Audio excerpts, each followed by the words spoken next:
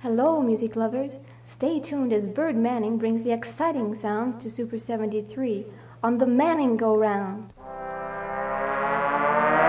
Well, everybody's heard about the bird.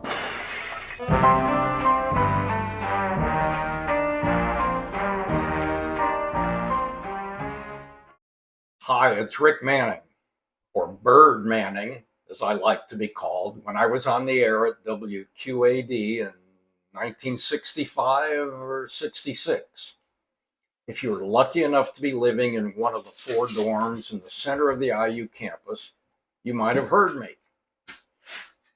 I got to IU from LaGrange, a tiny town in the Amish farm country, smack in the middle of the cultural triangle bordered by Fort Wayne, Toledo, and Kalamazoo. In other words, in the middle of nowhere. My interest in radio started in my early teen years. I thought AM radio was magic. The 50,000 watt AM stations transported me to exotic, faraway places.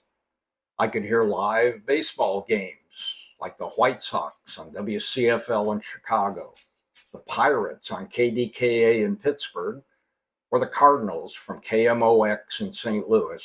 And there was rock and roll everywhere on the dial. I heard Motown hits on CKLW from Windsor, Ontario. And on good nights, the radio in my parents' 1960 Dodge sedan could pick up Cousin Brucey on WABC in New York. That's where I first heard the Beatles. But my favorite station was Chicago's WLS and its star DJ, Dick Biondi. I wanted to be as popular and as crazy as Biondi, the wild Itralian. So I set my sights on a career in radio. I worked the microphone at high school baseball games. I used the school's PA system to spin records at sock hops. And I got my second-class broadcaster's license from the FCC, something you had to have if you expected to work at a radio station. Our local radio was WSTR, an AM station that broadcasts from a little cement block building about 20 miles away in Sturgis, Michigan. The station manager and evening DJ broke up his shows with reports from area high schools, and he made me the reporter from Lakeland High School in LaGrange. Each week, I would deliver a roundup of school news and interview the student celebrity of the week, a sports hero, or head of the Future Nurses Club. But I was only the second best teenage radio guy in my area. John Gillis from nearby Howe, Indiana, was even more radio obsessed than I was. He had a better voice and more radio talent.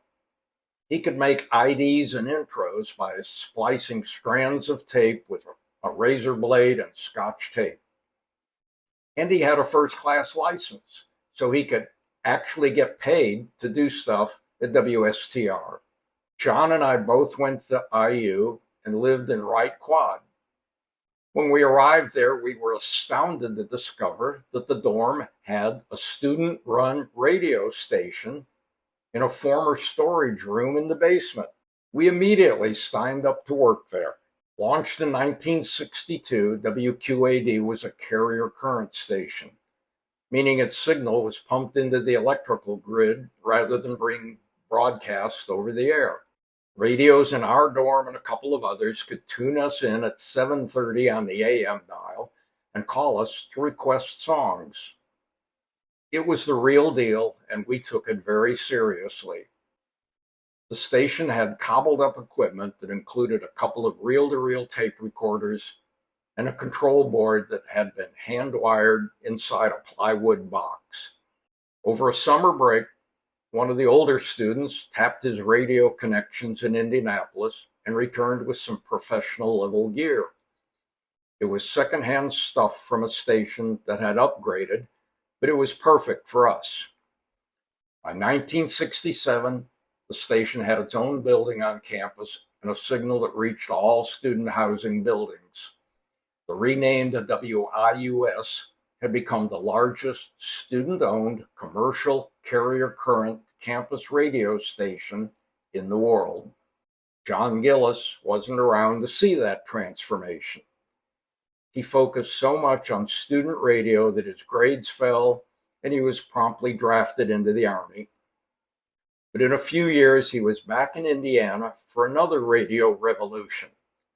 It was the move from hit parades on AM radio to album rock on the FM dial. John signed on WNAP, the first album rock station in Indianapolis, by playing In-A-Gadda-Da-Vida for 24 hours straight. He would later be known as Big John Gillis, the helicopter traffic reporter for WIBC, Indy's big-time AM station. I worked part-time for a while at WIUS, but my non-academic interests had shifted to the Indiana Daily Student newspaper. Journalism was looking like a far more stable and promising career path than radio. I went on to work in the newspaper business for more than 30 years, but I never had as much fun as I did working with John and with all the other people involved in campus radio.